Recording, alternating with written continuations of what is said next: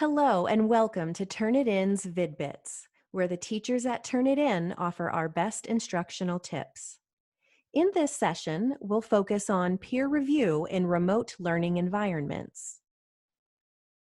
We'll cover some best practices for implementing remote peer review activities and what resources are available to help.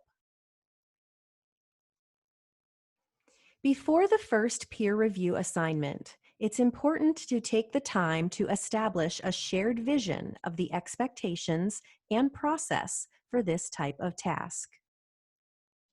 Review key concepts and technical or academic vocabulary to ensure students have a shared language to begin discussing the topic.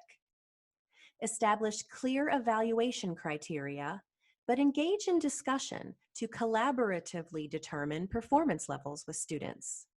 For instance, which factors determine whether a submission achieved proficiency or fell just below it? Take the time to provide authentic practice opportunities for students to check their assumptions. Scoring actual submissions forces students to validate their ideas with objective evidence when applying evaluation criteria. Identify and discuss major discrepancies across students' scoring decisions, and focus any debates on the established evaluation criteria. Guide students to come to a consensus on the performance levels each submission achieved, and what areas of strength and weakness were noted. Once students have a solid understanding of the evaluation criteria, they are ready to begin their peer reviews.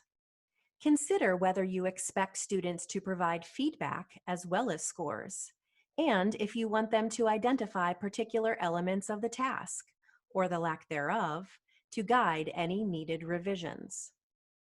Provide a list of clear instructions for each of the peer review tasks you expect the students to complete, and the degree to which they should record their ideas.